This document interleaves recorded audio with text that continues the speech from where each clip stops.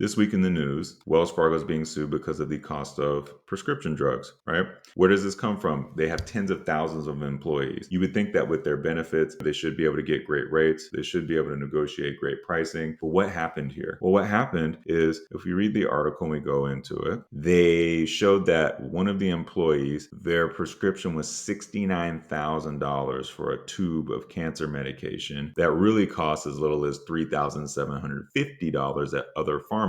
And they also had a markup of 400% on a generic specialty drug used to treat certain conditions, right? So what's happening here? Wells Fargo is responsible to the employees for making sure that the plans are affordable and that they are in the best interest of the employees. In this case, it seems that the vendor who's providing the prescription medication is grossly overcharging or buying the prescriptions at such a high markup so that they can make a higher yield. Well, that is definitely a problem because it's raising the rates of what it costs anytime somebody has a claim. I mean, 69,000 versus 3,750.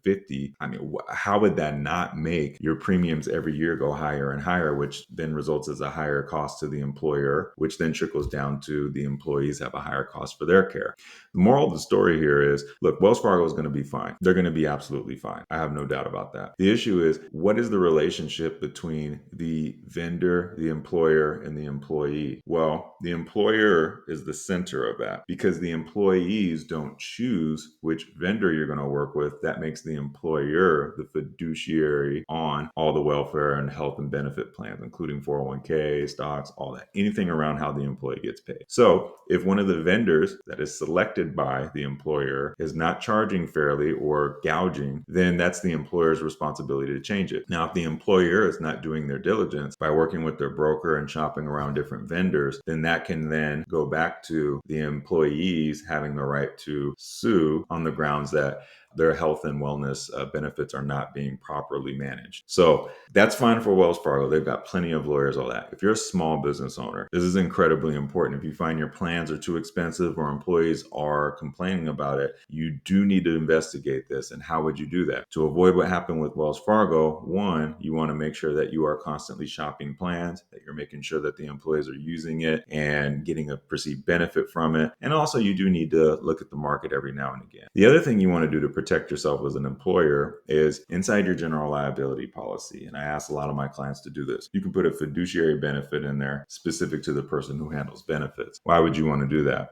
Because in this case, right, if you're a small business and you don't have in-house attorneys, then who's going to pay the cost to defend you against this employee suit? You know, how are you going to manage it if it becomes a class action? Well, this is where the insurance can come in and help you out with litigation costs. They can help you out with the process. Now, what your responsibility will be along the way is you want to make sure that you do document and you are constantly shopping out different options, at least every couple of years. If you stick with the same broker or you sit with the same carriers and you never change anything, that could be fine. But you want to make sure that you're working with a broker that will also shop the market for you and not just leave you on the same plans 10 years in a row. Because how would you actually know if you're truly getting the best rate? You wouldn't. So you need to come in and you need to audit these things. The bigger the organization, the harder it is to do it, but the more important it becomes. The challenge is if you're a small organization and you don't have the personnel to specifically do this, you need to outsource this to somebody. This is why PEOs work really well for small businesses. This is why some brokerages that offer HR services are also very good for this. So moral of the story is your employees can sue you if your plan's not really benefiting them and the prescriptions or care costs is just absolutely out of control. They can sue you.